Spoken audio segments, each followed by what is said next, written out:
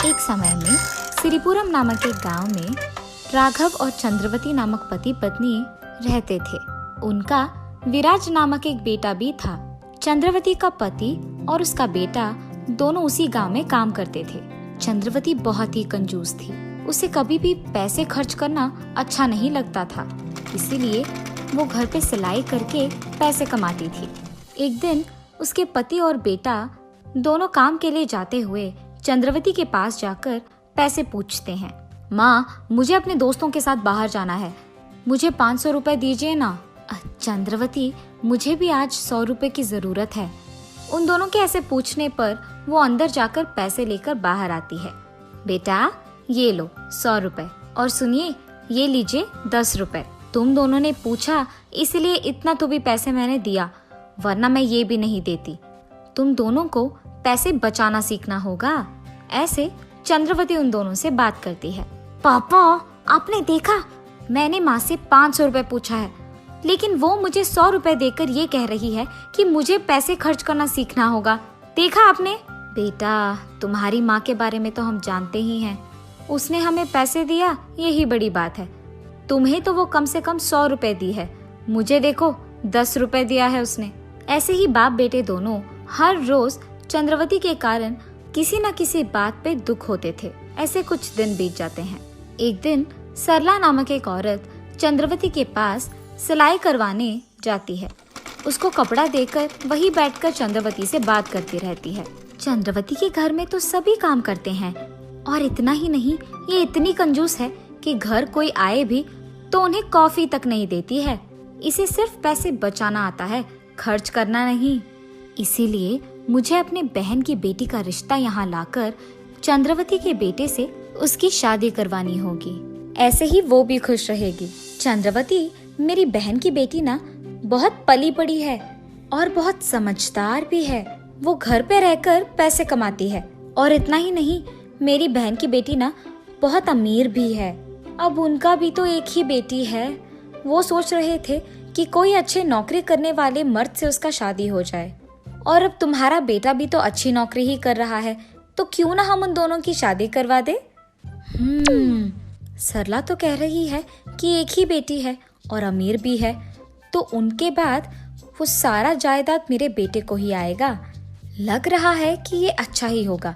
तो मैं ऐसे करती हूँ, सबसे पहले मैं उनके घर जाकर ये देखती हूँ कि वो अमीर है कि नहीं, और उसके तुरंत बाद इन दोनों की शादी करवा दूंगी। ठीक है सरला, कल ही हम दोनों तुम्हारे बहन के यहाँ जाकर बात करेंगे। ये फैसला करके चंद्रवती अगले ही दिन सरला के बहन के घर जाकर उनका घर को बड़ा देख आश्चर्यचकित हो जाती है। खुशी से वो उसके घर जाकर उसके पति को जो कुछ भी हुआ समझाती है, और उसके तुरंत बाद कुछ ही दिनों में वो सरला की बहन की बेटी कल्पना से उसके बेटे का शादी करवा देती है। अब क्योंकि कल्पना नई नवेली बहू थी, चंद्रवती उसका बहुत अच्छा ख्याल रखती है। ऐसे कुछ दिन बीत जाते हैं।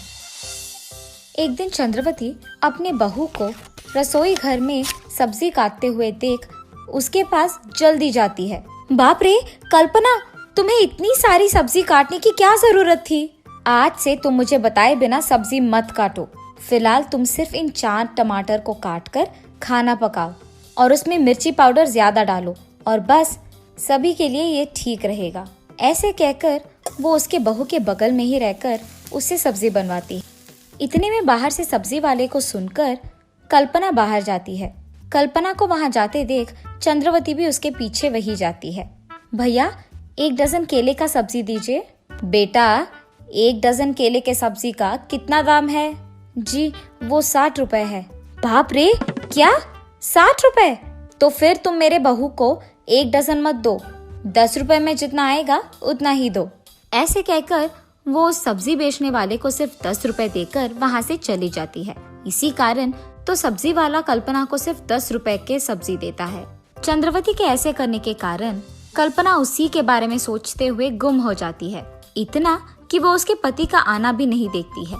अरे क्या हुआ कल्पना, तुमने तो मेरा आना भी नहीं देखा, इतना क्या सोच रही हो? उसके पति के ऐसे पूछने पर जो कुछ भी हुआ वो उन्हें समझाती है। अरे कल्पना, तुम माँ के बारे में इतना सोच रही हो, फिक्र मत करो, माँ बचपन से ऐसे ही है, वैसे मैंने सोचा कि तुम्हें शादी से पहले ही माँ के बारे में सब कुछ पता है। मेरी माँ ने हमारी शादी इसलिए करवाई है क्योंकि तुम अमीर हो, इसलिए उन्होंने तुम्हारे पास दहेज भी नहीं लिया। ज्यादा सोचो मत, बस माँ की बात मान लो। तो इसका मतलब ये है कि मेरी सासू माँ पैसों को ज्यादा गौरव देती है। मुझे कुछ भी करके उनको सबक सिखाना होगा, वरना ये भी हो सकता है कि वो मुझे एक न एक दिन घर से बाहर निकाल दे। इससे पहले मुझे उनका बर्ताव बदलना होगा। ये फैसला करके वो अगले दिन उसके सासू माँ के आने से पहले ही खाने में ज्यादा सब्जी और कम मिर्ची पाउडर डालकर बनाती रहती है। अरे कल्पना, मैंने तुम्हें पहले ही बोला है कि मुझे ऐसे बताए बिना खाना मत पकाओ। तुम इतने सारे सब्जी डालकर खाना क्यों बना रही हो? सासू माँ, हमारे घर में खाना ऐसे ही बनता है।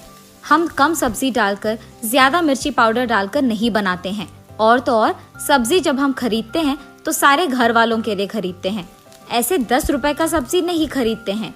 इतने में बाहर फल बेचने वाला आता है। उसकी आवाज सुनते ही कल्पना बाहर जाकर उसके सासू माँ के सामने ही सारे प्रकार के फल को 1-1 किलो में लेती है। चंद्रवती ये सब देख दंग रह जाती है। अरे ये क्या, ये तो मेरे कहने के एकदम उल्टा कर रही है। अब अगर मैं ज्यादा पूछूं तो शायद ये और पैसे खर्च कर देगी, इसीलिए मेरा चुप बैठना ही बेहतर है। ये सोचकर चंद्रवती वहाँ से चली जाती है। लेकिन कल्पना तब से जानबूझकर उसके सासू माँ के सामने आते जाते सारे लोगों से कुछ ना कुछ खरीदती रहती थी। ऐसे कुछ दिन बीत जाते हैं।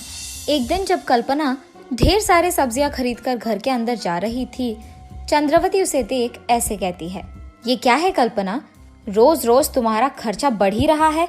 मैंने सोचा अगर मैं चुप रहूंगी तो तुम्हें खुद समझ आ जाएगा, लेकिन तुम तो अभी रुकने वाली नहीं हो।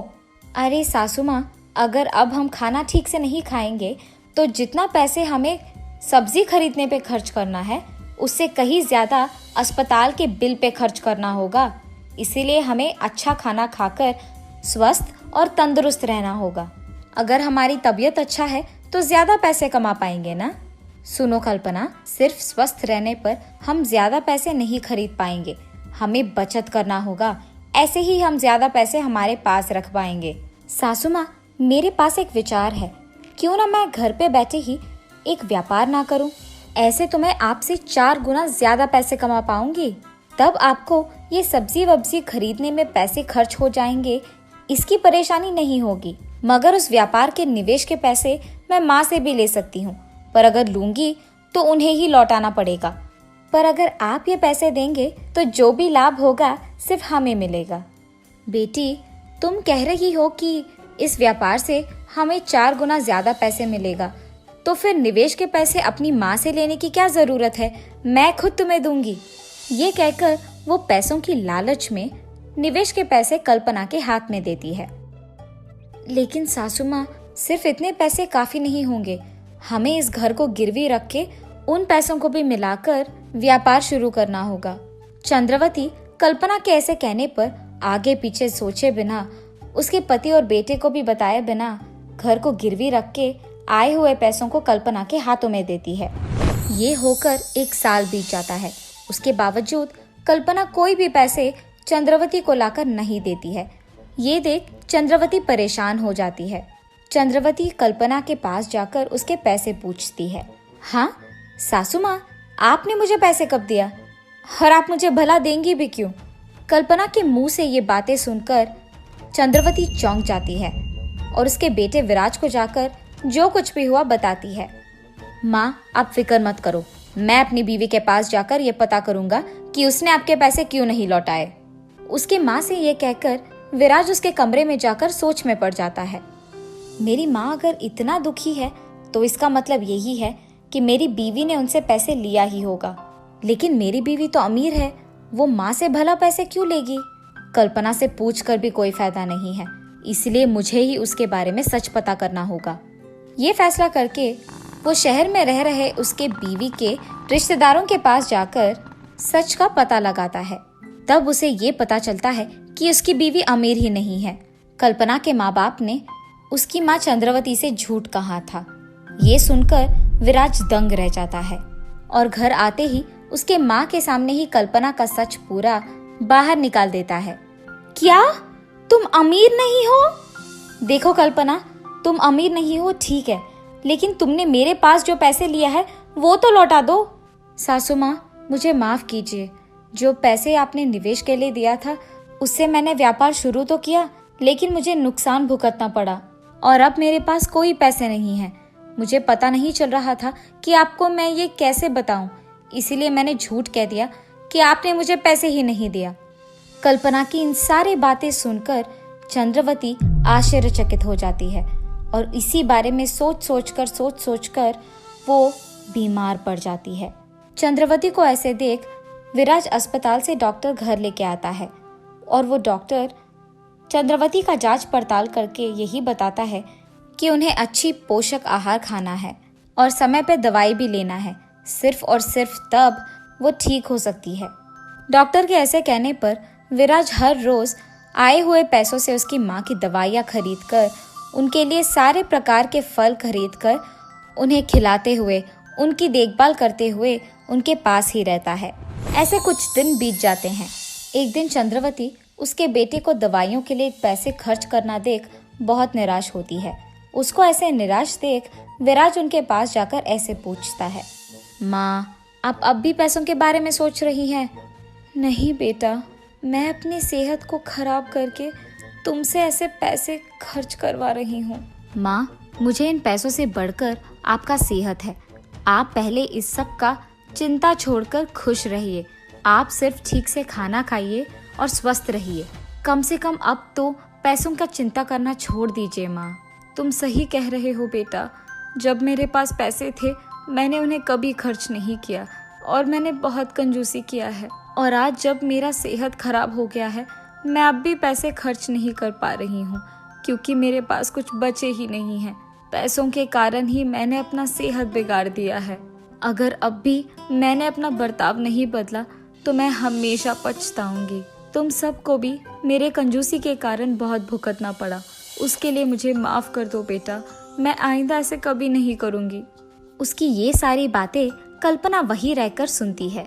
मुझे माफ कीजिए सासू माँ, मुझे पता है कि आपने मेरी शादी आपके बेटे से इसीलिए करवाई है क्योंकि मैं अमीर हूँ, लेकिन मेरे अमीर ना होने के बारे में आपको पता लगने के बावजूद आप में कोई बर्ताव नहीं आया। इसीलिए मैंने आपको सच नहीं बताया कि आपके पैसे मेरे पास सुरक्षित है। आप में ये बदलाव आए इसीलिए मैंने ये सच अब तक किसी को नहीं बताया और आपको ऐसे दुख पहुंचाया। मेरा इरादा ये नहीं था। मेरा इरादा सिर्फ आपको बदलना था। आज से आप खुश रह सकती हैं क्योंकि आपके दिए पैसों को मैंने खर्च नहीं किया है। बेटी, मेरे ही कारण और मेरे बर्ताव के ही कारण तुमने ये सब किया और तुम्हें इतना करना भी पड़ा। इसीलिए इस सब का गलती मैं अपना मानती हूँ। तुम्हारे पास ये सब पैसे रखकर भी तुमने उसे कभी खर्च नहीं किया, इससे तुम्हारा गुण पता चलता है। अब से मैं किसी को भी अपनी कंजूसी से ऐसे दुख नहीं पहुँचाऊंगी। ये वादा करके चंद्रवती उसके बर्ताव में बदलाव लाती है और उसके घर और परिवारवासी सारे खुश रहते हैं।